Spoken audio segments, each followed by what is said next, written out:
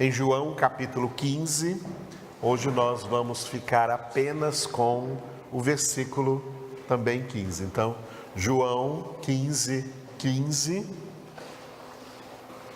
O título é, diga, servos versus amigos.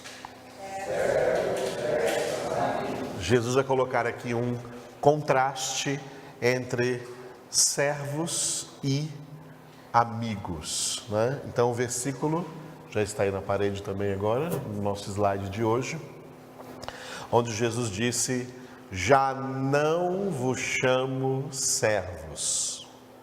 Por quê? Porque o servo não sabe o que faz o seu senhor. Mas tenho-vos chamado amigos. Por quê?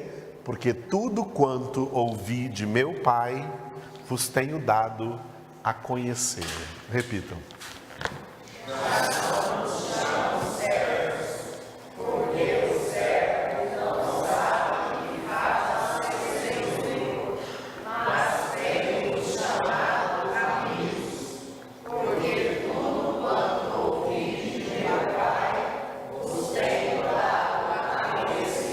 Só as mulheres. Já não chamo servos, porque o servo não sabe o que faz o seu senhor, mas tenho-os chamado amigos, porque tudo quanto ouvi de meu Pai, os tenho dado a conhecer. Os homens aí. Já não vos chamo servos, porque o servo não sabe o que faz seu senhor, mas tenho-os chamado amigos, porque tudo quanto ouvi de meu Pai, vos tenho dado a conhecer. A última vez, todos juntos. Já não vos chamo servos, porque o servo não sabe o que faz o seu senhor. Mas tenho-vos chamado amigos, porque tudo quanto ouvi de meu Pai, vos tenho dado a conhecer. Glória a Deus. Na verdade, como nós vimos domingo no versículo 14, os que estavam aqui no domingo, na verdade, todos nós somos servos. Precisamos entender que todos somos servos. E que no contexto bíblico, servo é a mesma coisa que escravo. Tem gente por aí que quer diferenciar as duas coisas, né? Diz, não, nós não somos escravos, nós somos servos. No contexto bíblico, as duas palavras significam a mesma coisa. É tanto que em hebraico não tem duas palavras para escravo. O hebraico do Novo Testamento do Antigo Testamento tem uma única palavra para servo e para escravo, que é a palavra eved. E o grego do Novo Testamento também só tem uma palavra, não tem duas palavras como tem em português, escravo, servo. Uma palavra só, que é doulos. Em português tem duas palavras, escravo e servo, porque a língua portuguesa ela vem do latim, no latim tem essas duas palavras. Mas o significado dessas palavras equivale às mesmas palavras do grego e do hebraico na Bíblia. Escravo recebe o nome de escravo porque é uma propriedade comprada. Ou seja, o escravo, ele não é dono de si mesmo, ele pertence ao seu proprietário. Escravo é quem tem um dono, ele não é dono de si, ele tem outro dono, é outro que é o seu dono, aquele que o comprou. Antigamente, quando existia o regime escravocrata, que no Brasil ficou conhecido aí como os negros, porque os negros eram trazidos da África como escravos, mas não é questão de ser negro que é ser escravo, não é questão de raça negra, porque nas nações antigas, nos impérios antigos, não importava a cor, a pessoa poderia ser escrava.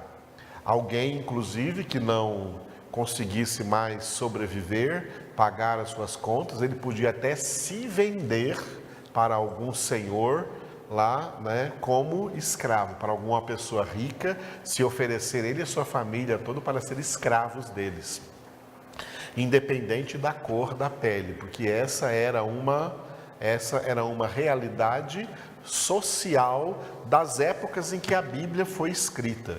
Inclusive, quando Paulo escreve nas cartas e fala dos maridos e as mulheres, os pais e os filhos, e os servos e senhores, senhores e servos, ele está se referindo exatamente a esta realidade que havia naquela época. E que a gente pega hoje aí, senhores e servos, para falar de profissão, né, de empregados e patrões. Né, porque não existe mais hoje o regime escravocrata na sociedade, e hoje é até crime. E foi por Deus que realmente isso acabou. Mas essa é a figura de linguagem que nós temos que compreender, tá? Que nós temos que compreender. No reino de Deus, tá? Continua existindo a escravidão, o regime escravocrata. No reino de Deus, os cidadãos do reino de Deus são escravos de Deus, porque nós somos propriedade dele. Ele nos comprou por um altíssimo preço e, portanto, nós somos o povo de sua exclusiva propriedade.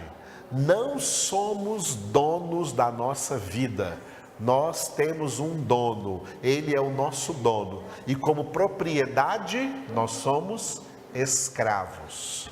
E ser escravo é a mesma coisa que ser servo. Escravo tem a conotação de propriedade e servo tem a conotação de serviço. A raiz da palavra servo é a mesma raiz da palavra serviço. Os escravos eram comprados para fazer o serviço que o seu senhor os mandava fazer. Olha, eu te comprei lá na praça para você aqui na minha fazenda fazer esse serviço aqui que eu vou te mandar fazer. Então, nós fomos comprados por alto preço por Deus para, como seus escravos, realizarmos o seu serviço. O nosso serviço se resume naquilo que Jesus disse, nas últimas palavras que Jesus disse antes de ser assunto aos céus. Atos 1:8. Sereis minhas testemunhas. Como servos de Deus, servos e servas de Deus, o nosso serviço é ser testemunhas de Cristo. Pregar o seu evangelho, viver o seu evangelho, obedecer ao Senhor e testemunhar Jesus no mundo. Ser, como ele disse em Mateus 5, sal da terra e luz do mundo. Ser diferentes do mundo, porque não somos mais cidadãos do mundo, não pertencemos ao mundo. Outrora pertencíamos ao mundo, tá? A praça onde os escravos são vendidos representa o mundo. Deus foi lá e nos comprou e nos tirou de lá para agora servirmos ao Senhor. O Senhor não aceita que nós sirvamos mais o mundo, nós servimos ao Senhor. Fazemos a vontade do nosso Senhor. Escravo ou servo, que é a mesma coisa, significa pessoas que não têm vontade própria. Eles existem para fazer a vontade do seu Senhor. Aleluia. Só que o nosso Senhor que nos comprou, Ele é tão bom,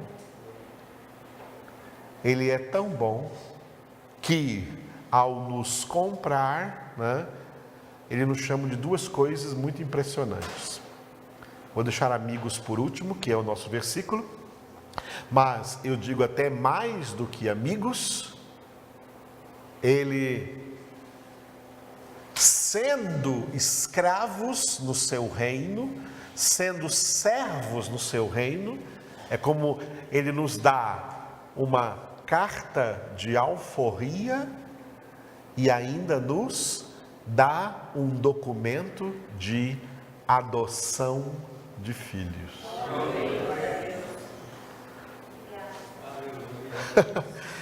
Adoção de filhos, ele nos adota. Vamos ver esses textos de adoção aqui, como são maravilhosos. Ó. 2 textos que nós vamos ler, que é em Efésios, capítulo 1, olha só. Efésios, capítulo 1, versículo 5. Efésios, capítulo 1, versículo 5. Efésios 1, 5. Nos predestinou para Ele, para a adoção de filhos, por meio de Jesus Cristo, segundo o beneplácito de sua vontade. Leia. Nos predestinou para Ele, para a adoção de filhos, por meio de Jesus Cristo, segundo o beneplácito da sua vontade. Esse versículo 5 aqui, em Efésios, faz parte desse hino soteriológico que Paulo aqui, sob a inspiração do Espírito, escreveu e que começa no versículo 3, e se a sua Bíblia for revista e atualizada, que é uma boa tradução, ela chega até o versículo 14. Do versículo 3 só tem um ponto final no versículo 14. Do versículo 3 até o versículo 14 não tem nenhum ponto, só tem vírgula e ponto e vírgula. Mas não tem nenhum ponto. O primeiro ponto, depois do versículo 3, é o versículo 14. Percebeu aí? É assim mesmo? É assim mesmo aí na sua Bíblia? Então, do versículo 3 até o versículo 14, se chama hino soteriológico, ou seja, um hino expondo a doutrina bíblica da salvação. Tá? E um dos aspectos da doutrina bíblica da salvação é que os salvos, eles são feitos filhos de Deus por adoção. Aleluia. É assim, Jesus é o único filho legítimo de Deus. Mas por meio do sacrifício de Jesus, Ele também nos adotou como seus filhos. Amém? O outro texto que fala também de adoção, que usa a palavra adoção, é Romanos capítulo 8. Vamos ver aqui Romanos capítulo 8. Romanos que nós estamos estudando aqui toda sexta-feira no nosso seminário. Aleluia. Ganhamos mais um aluno hoje, o irmão aqui, nosso irmão aqui, estará aqui sexta-feira conosco, né? Foi meu aluno no seminário, e agora achou o nosso seminário aqui, mora aqui pertinho, glória a Deus, seja bem-vindo. Então, Romanos capítulo 8, nós lemos aqui no versículo 15, porque não recebestes o espírito de escravidão para viverdes outra vez atemorizados, mas recebestes o espírito de adoção, baseados no qual clamamos Abba, Pai. Repitam. Porque não recebestes o espírito de escravidão para viverdes outra vez atemorizados, mas recebestes o espírito de adoção, baseado no qual clamamos Abba, Pai. Você percebeu que as duas palavras aí, espírito, está com letra minúscula, correto? Correto? Porque essas duas palavras aí, espírito, ó, espírito de escravidão, né? Aí você tem espírito de escravidão e espírito de adoção. E as duas palavras, espírito está com letra maiúscula, porque não está se referindo nem à pessoa do Espírito Santo, tá? E nem ao espírito do homem, nem ao espírito humano, mas está se referindo a um estado espiritual. Tá? Espírito de escravidão é um estado espiritual, também não está se referindo a nenhum demônio. Tá? Está se referindo a um estado espiritual. Quando nós estávamos no pecado, nós vivíamos num estado de escravidão. Por isso, espírito de escravidão, era o estado de escravidão que nós vivíamos. Pela salvação, fomos comprados, tá? Para deixar de ser escravos do mundo e ser escravos de Deus. Deixar de ser servos de Satanás para ser servos de Deus. E Deus, para quebrar esse espírito de escravidão que nós tínhamos, Ele nos adota como filhos, para que nós tenhamos agora uma situação espiritual, não mais de escravidão, mas uma situação espiritual de filhos. É o que chama aqui de espírito de adoção, e podemos então chamar aquele que nos adotou, que nos comprou e que nos adotou, podemos chamá-lo legitimamente, confiadamente, de Pai. E o texto usado por Paulo aqui, também em Romanos, e também em Gálatas capítulo 4, né, que a gente costuma dizer Abba Pai, é porque a gente diz Abba Pai, mas está repetindo, é uma repetição, né? Abba em aramaico, tá? Abba em aramaico e foi traduzido por pai em português, né? Pai em português, mas Abba em aramaico não é bem apenas pai. Abba em aramaico é papaizinho. Que coisa meiga, né? Que coisa linda. Abba em aramaico é papaizinho, tá? Ou seja, o espírito de adoção, ou seja, a situação espiritual em que nós fomos colocados na obra da salvação, é uma situação em que, adotados por Deus em Cristo Jesus, como filhos, podemos ter com Deus a mesma intimidade que o Filho legítimo Jesus também sempre teve. Fomos feitos filhos de Deus para termos com o Pai a mesma intimidade de Cristo Jesus. Por isso que Jesus, que era chamado de filho unigênito, por exemplo, você vai ler filho unigênito em João 3,16, o versículo mais famoso do mundo. De tal modo Deus amou o mundo que lhe deu seu filho unigênito. Unigênito significa único gerado, o seu único filho, para que todo o que nele crê não pereça, mas tenha vida eterna.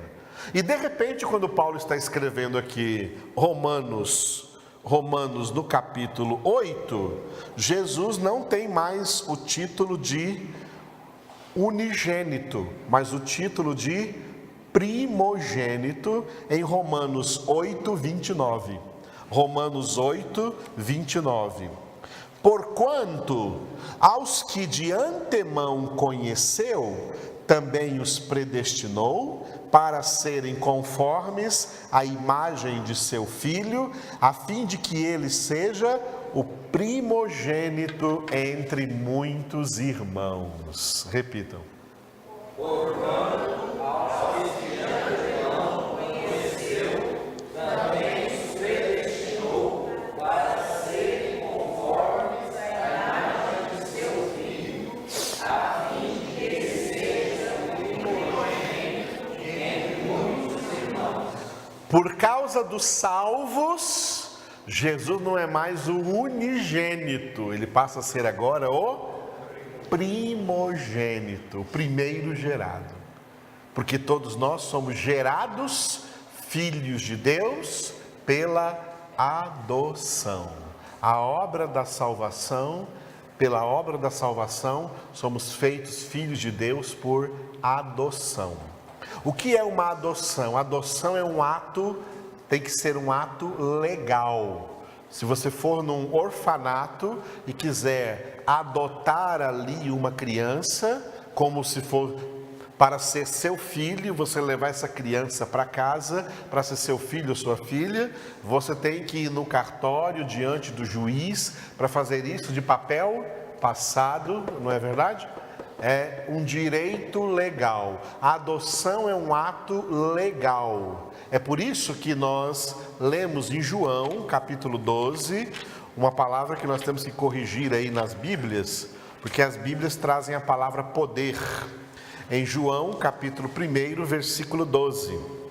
João, capítulo 1, versículo 12. Mas a todos quantos o receberam, deu-lhes o poder de serem feitos filhos de Deus, a saber, aos que creem no seu nome. Repita.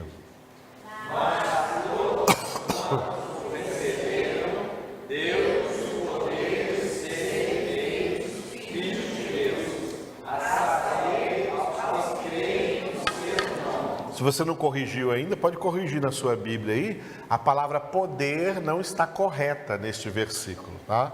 Ela foi uma má tradução, não foi boa aí essa palavra poder. A palavra correta aí é direito.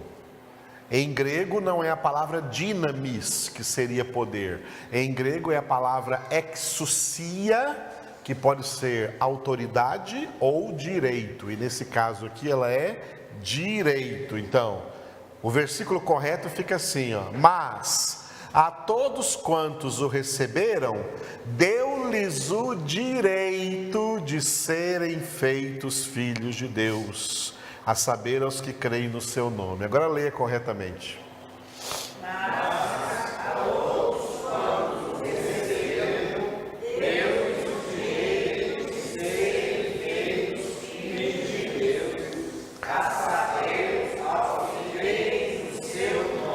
Esse direito aí representa um direito legal. Deus nos adotou por meio de Cristo Jesus. Deus nos adotou como filhos, dando-nos o direito de sermos feitos filhos de Deus. Lembre muito bem, tá? Que o que o mundo diz aí está errado. No mundo tem uma frase aí que fala assim, ó, todo mundo é filho de Deus. Mentira, tá?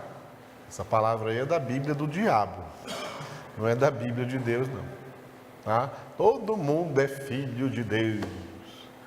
Eu lembro quando eu estava no mundo, a pessoa tinha o costume, né? Estava no bar bebendo cerveja, põe para mim aqui porque eu também sou filho de Deus.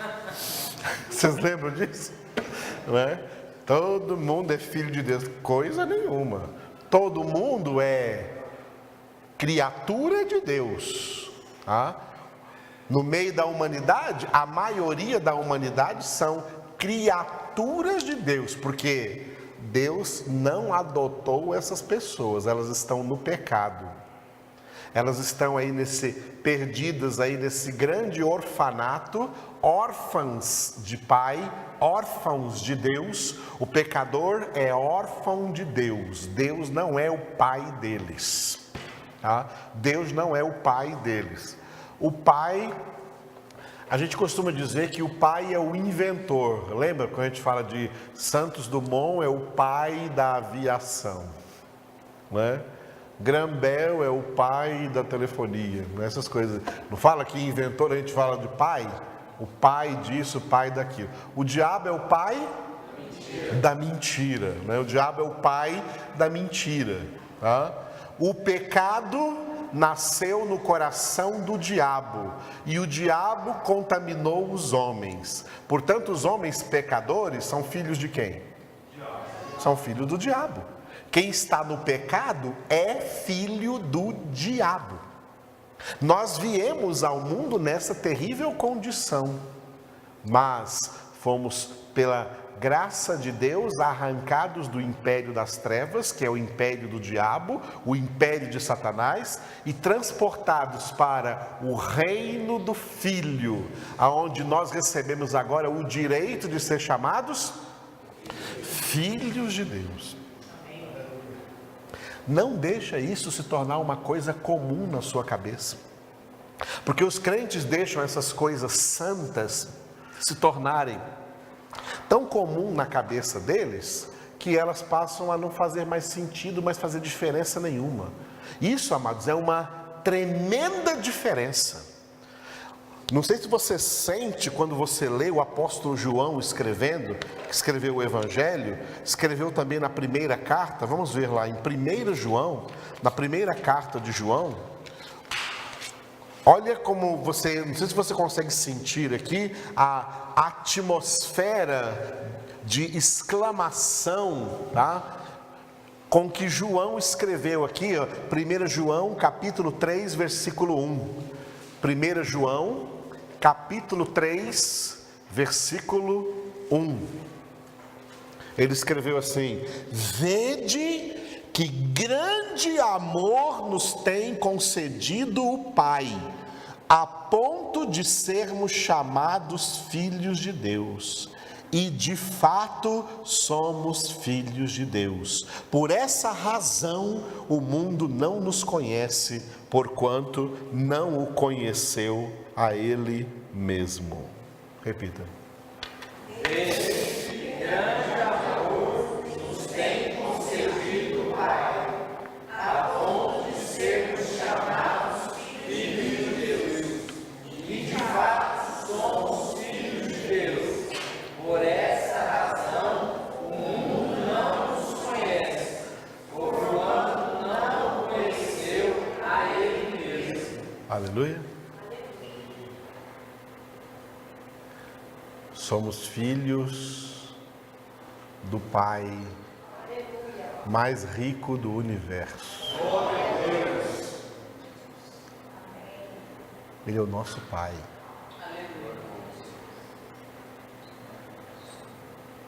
Aleluia. Uma vez eu vi num caminhão uma frase, eu estava na rodovia, vi no caminhão uma frase, né? Não sou dono do mundo, mas sou filho do dono. Achei engraçada a frase. Não sei se o caminhoneiro que estava naquele caminhão realmente era convertido, mas é verdade. Nós não somos donos do mundo, não, mas nós somos filhos do dono. Filhos daquele que é o dono de todo o universo. Salmo 24:1 está escrito: do Senhor é a terra e tudo que nela contém, o mundo inteiro e todos os que nele habitam. E no meio de todos esses, 2 Timóteo 2,19 diz que o Senhor conhece os que lhe pertencem. Os que lhe pertencem são aqueles que ele comprou, e como ele os comprou, podia fazer deles escravos, servos, mas os adota como filhos. Os adota como filhos e os chama de filhos e lhes dá o direito, né? Quando você adota uma criança, você está dando a essa criança o mesmo direito de participarem da herança dos filhos legítimos. Por isso, volta para Romanos 8, e vamos ler o 17. Vamos ler o 17. É bom ler o 16 e o 17. Primeiro o 16, olha. O próprio, Romanos 8, 16. O próprio Espírito, com letra maiúscula, testifica com o nosso Espírito, com letra minúscula, que somos filhos de Deus. Leia só o 16. O próprio Espírito testifica com o nosso Espírito que somos filhos de Deus. Ok? Tem um Espírito com letra maiúscula aí e um com letra minúscula, certo? Com letra maiúscula é o Espírito Santo, com letra minúscula agora é o nosso Espírito. O Espírito Santo está aqui dentro, ó, falando com o meu Espírito. Está aí dentro de você, falando com o seu Espírito, testemunhando para o seu Espírito que você é filho de Deus. Essa testificação interior, tá?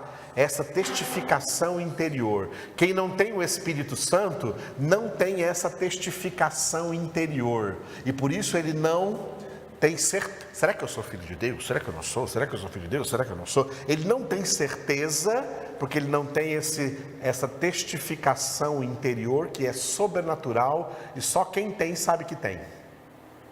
Quem tem sabe que tem. Eu tenho, por isso eu sei que tenho. Se você tem, você sabe que tem.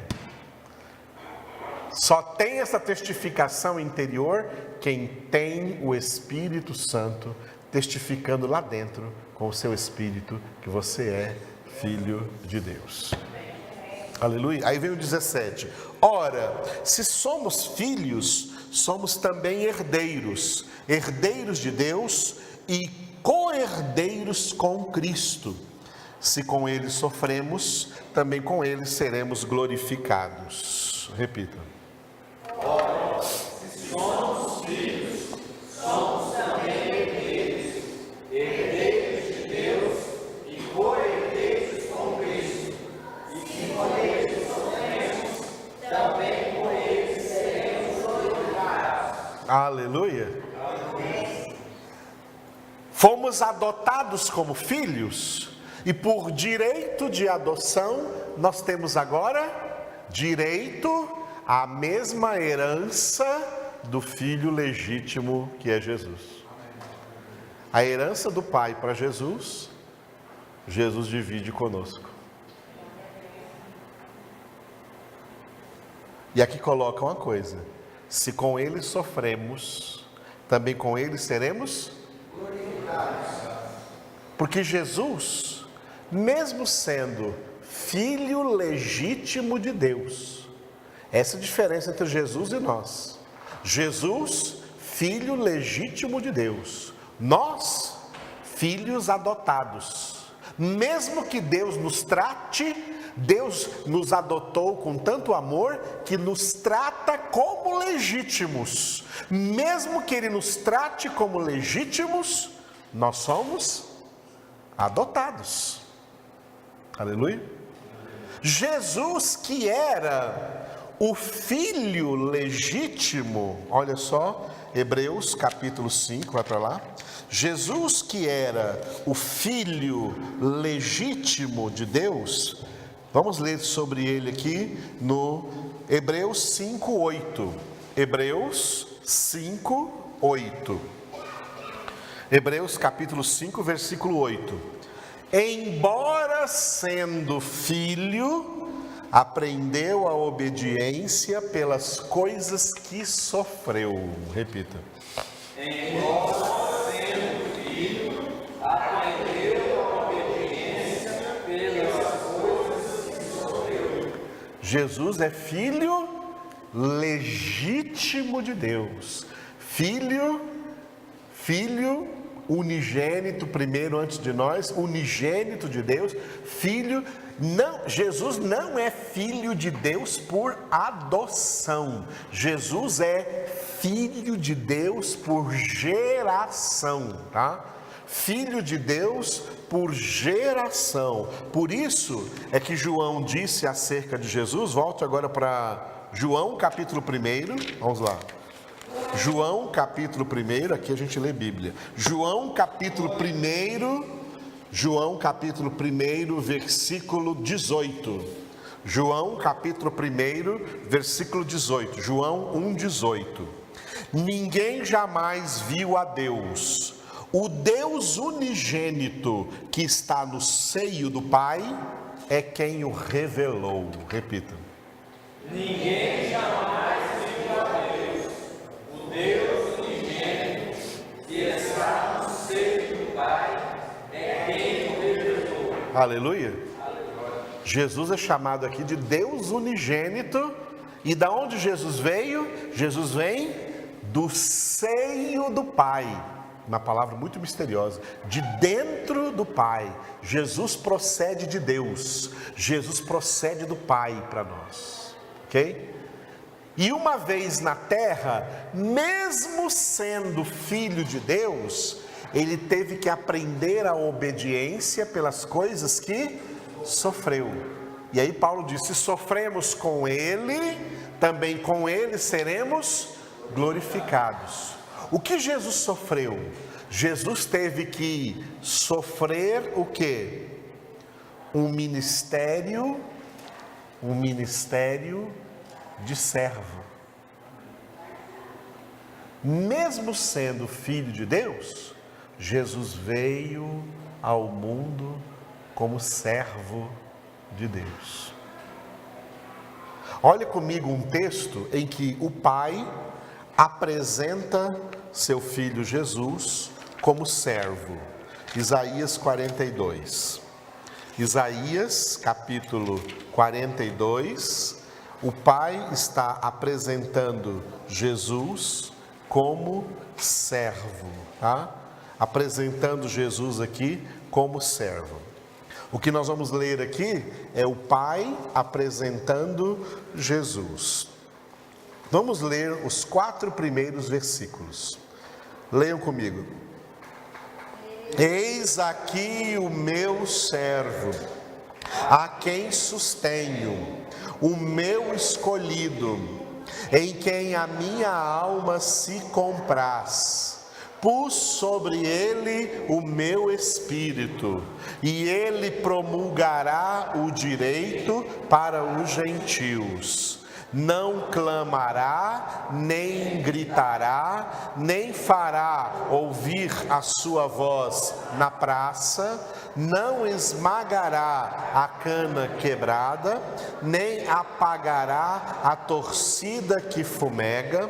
Em verdade, promulgará o direito, não desanimará, nem se quebrará, até que ponha na terra o direito, e as terras do mar aguardarão a sua doutrina. Que maravilha, irmãos! Isso aqui tudo se refere a Jesus, é o Pai falando de Jesus como o servo de Jeová, o servo de Deus, o servo do Pai. Mesmo como filho, ele veio realizar um serviço como servo. E o serviço dele como servo, continua no Isaías aí, o serviço dele como servo foi descrito aqui no Isaías 53, pula para o 53. O trabalho, o serviço de Jesus como servo, tá? O serviço de Jesus como servo é chamado de um penoso trabalho da sua alma. Isaías 53, 11. No Isaías 53, 11, continua o Pai falando de Jesus como seu servo, e o servo aí vai estar até com letra maiúscula, como não estava lá no Isaías 42, e devia estar. Olha só. Ele verá o fruto do penoso trabalho de sua alma e ficará satisfeito. O meu servo, o justo, com o seu conhecimento, justificará a muitos, porque as iniquidades deles levará sobre si. Leiam, irmãos. Ele verá o fruto do penoso trabalho de sua alma e ficará satisfeito. Meu servo justo, com o seu conhecimento, justificará a muitos, porque as iniquidades deles levará sobre si. Servo está com letra maiúscula? Sim. Justo está com letra maiúscula? Sim. É Jesus. E quem está falando no versículo é o Pai. Jesus é o filho do Pai, e o Pai o chama de servo aqui, tá? E o Pai o chama de servo porque Jesus tinha um serviço que era o serviço mais penoso, o trabalho mais penoso, o trabalho mais duro, o trabalho mais difícil que Deus teria para encarregar em toda a eternidade a um de seus servos. Nenhum outro servo de Deus poderia realizar esse trabalho, só o Filho. Por isso o Filho se humilhou para ser um servo de Deus e, como servo de Deus, realizar esse penoso trabalho de sua alma, que é o seu sacrifício por nós, levando sobre si as nossas iniquidades, e nós somos, olha o início do versículo, nós somos o fruto do penoso trabalho da alma de Jesus.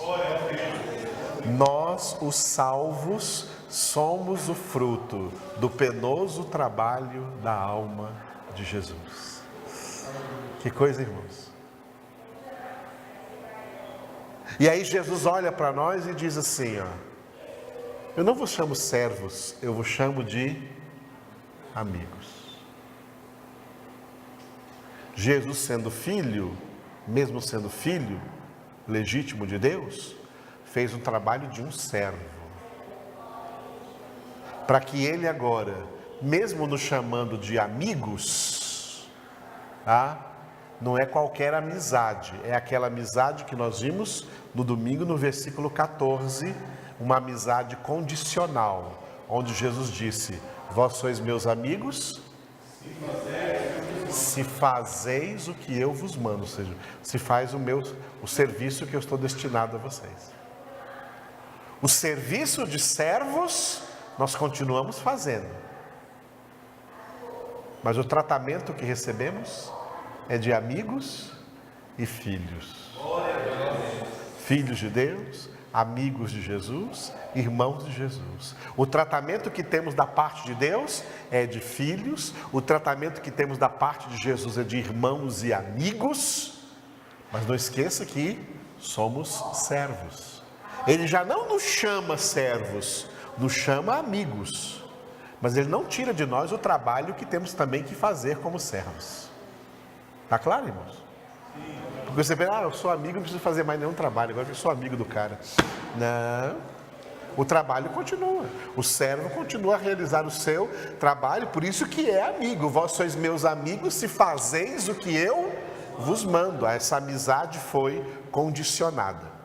Mas Jesus usou este texto aqui, que nós estamos aqui vendo no versículo 15, para fazer uma diferenciação entre os antigos escravos, que eram comprados na praça e trabalhavam lá, trabalhavam na casa do seu senhor, mas eles não conhecem esse senhor direito, eles não têm intimidade com esse senhor, eles não sabem o que esse senhor faz, eles sabem apenas que eles são servos.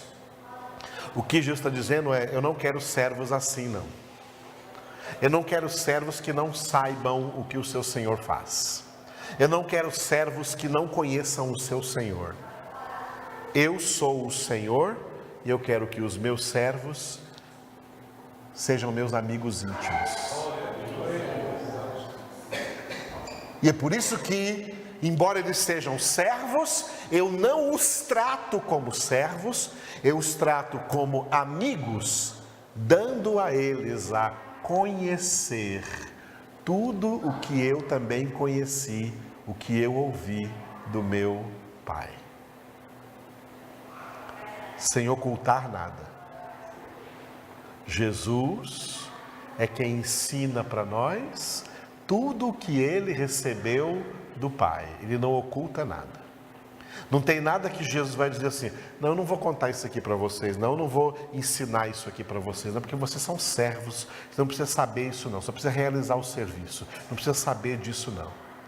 Não, vocês são meus amigos e eu vos trato como amigos, por isso eu coloco à disposição de vocês todo o meu conhecimento, toda a minha doutrina, toda a minha verdade, todo o meu evangelho, toda a minha palavra, tudo o que eu ouvi de meu Pai, eu ensino para vocês.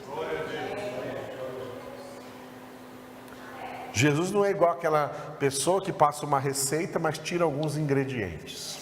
Não, ele passa a receita completa, com todos os ingredientes, porque esse bolo aí vai dar certo.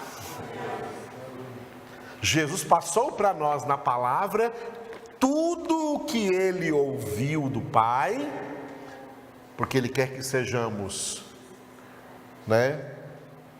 servos que ele não chama de servos, que ele não trata como servos, que ele chama de amigos, amigos íntimos, a quem ele revela tudo, de quem ele não esconde nada, e eles continuam realizando, sendo seus servos, porque fazem o que ele manda, por isso é que são seus amigos, mas são servos com conhecimento,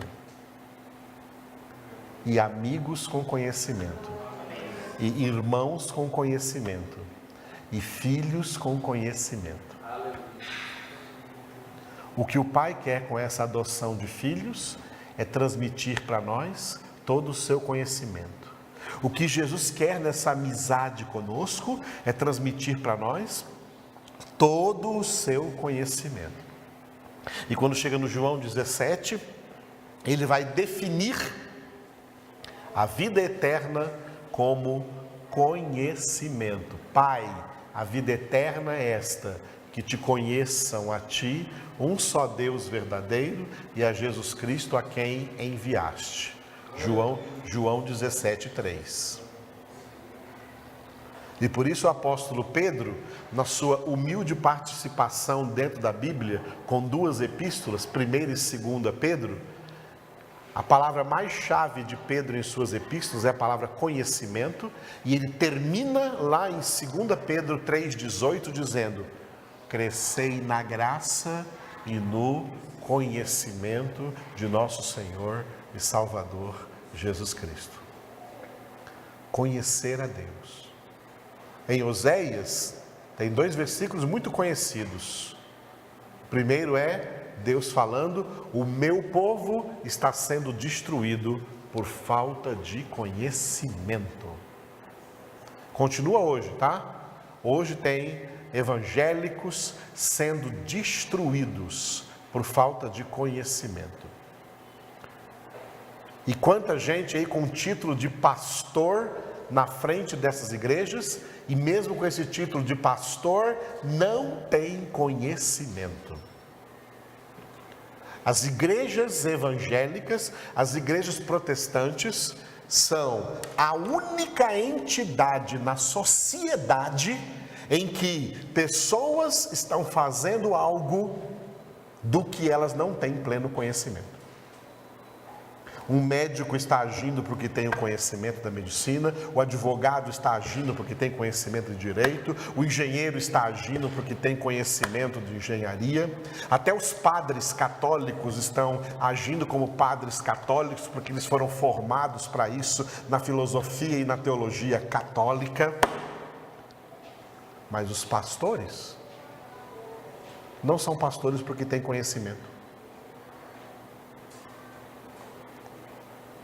A maioria de pastores no mundo hoje não tem conhecimento. São homens que rejeitam o conhecimento, não são pastores, como disse aqui Deus através do profeta Jeremias. Vamos ver? Jeremias 3,15. Jeremias 3,15. Não são pastores segundo o coração de Deus. Em Jeremias 3,15 aqui, Deus disse quem são os pastores segundo o coração de Deus. Jeremias 3,15. Todos acharam?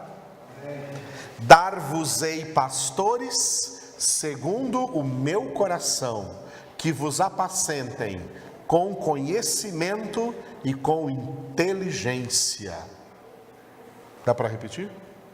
Dar-vos-ei pastores segundo o meu coração, que vos apacentem com conhecimento e com inteligência. Esses pastores hoje são raros, irmãos. São raros. Eu estou dentro dessa raridade. Esses pastores são raros. E digo isso sem a menor soberba. Mas esses tipos de pastores são raros. O tipo de pastores que Deus deu a vocês, como eu aqui, são raros. Eu sou um pastor segundo o coração de Deus, porque eu apacento vocês com conhecimento e com inteligência. E mesmo assim, muitos de vocês ainda têm má vontade de vir na congregação.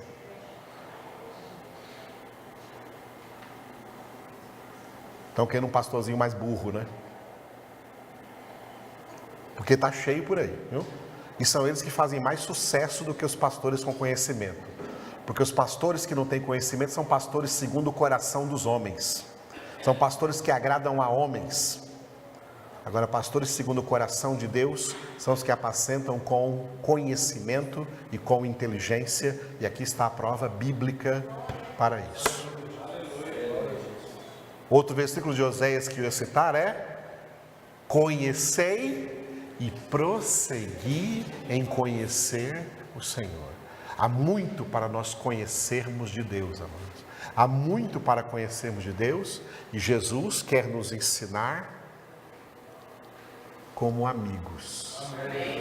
Vós sois meus amigos, porque tudo quanto ouvi de meu Pai vos tenho dado a conhecer.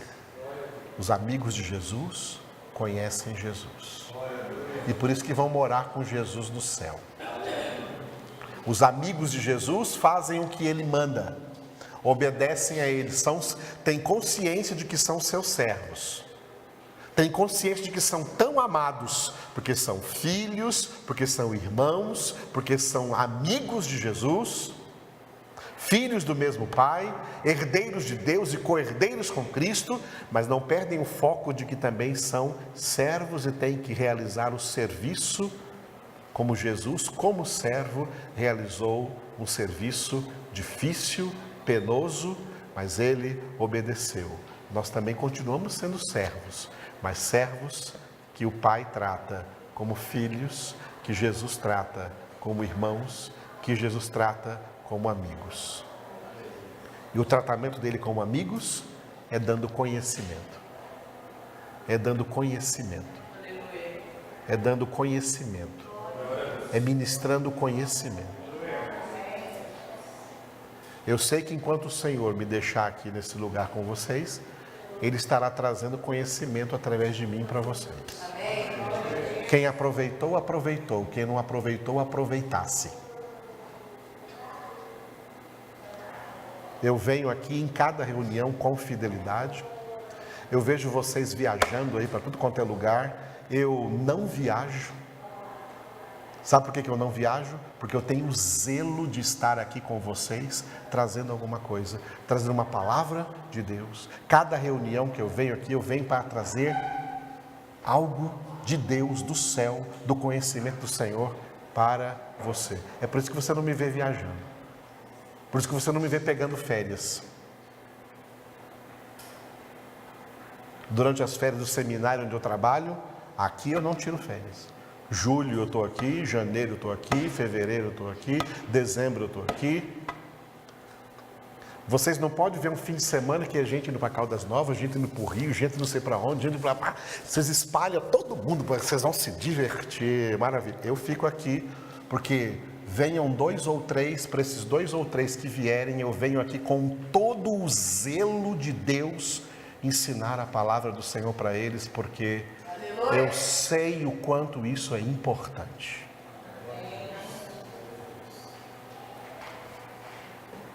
E eu sei que estou fazendo aqui a vontade do Senhor.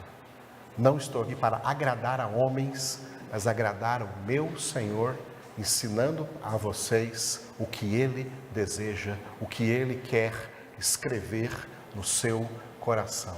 A palavra de Deus, porque é só essa palavra que poderá levar você para o céu. Glória a Deus. Foi bem claro, irmãos? Amém. Aleluia. Então ao Senhor a honra e a glória. Curva a sua cabeça um momento aí, assentado mesmo como você está. Obrigado pela tua presença, papai. Obrigado pela tua presença, Jesus. Obrigado pela tua presença, Espírito Santo. Obrigado pela tua obra realizada, Senhor, em nossa vida. Obrigado porque o Senhor verdadeiramente nos ama e está conosco, Senhor, principalmente quando nós estamos reunidos aqui na congregação, buscando a tua face, buscando o teu amor, buscando a tua presença e buscando o conhecimento do Senhor. O conhecimento que é a vida eterna, Senhor. Que é a tua palavra, Senhor, palavra santa. Tu és verdadeiramente santo. Tu és justo. Te louvamos, Senhor, por tudo isso que estamos aprendendo diante do Senhor. E te louvamos porque grande é o teu amor para conosco. Amém. Tu não nos chamas, Senhor, de servos, nos chama de amigos. Apesar de sermos servos e de continuar a ter as nossas obrigações de servos, mas tu nos chamas de amigos, para que aprendamos a viver em santidade na tua presença, buscando, Senhor, a tua glória. Eu oro por todos quantos ouviram essa palavra aqui presencialmente nessa noite, os que ouviram ou vão ouvir aí na internet, que essa palavra possa, Senhor, ser um instrumento do Teu Espírito Santo para agir na vida de todos quantos estão ouvindo. Toca naqueles que não vieram nessa noite, Senhor, especialmente naqueles que bem poderiam ter vindo, não havia nenhum impedimento para estarem aqui, mas não vieram. Toca o Senhor, para que enxerguem o foco que o Senhor quer lhes dar, a visão que o Senhor quer lhes dar, e que o que de importantíssimo o Senhor está ministrando aqui em cada coração, em prol da nossa salvação, em prol da vida eterna, em prol da nossa santificação, ó Deus. E que cada ovelha do Senhor seja verdadeiramente, Jesus, como o Senhor mesmo definiu em João capítulo 10. As minhas ovelhas ouvem a minha voz. Elas me seguem, eu lhes dou a vida eterna e ninguém jamais as arrebatará das minhas mãos. Aleluia. Por isso eu oro em teu nome. Aleluia.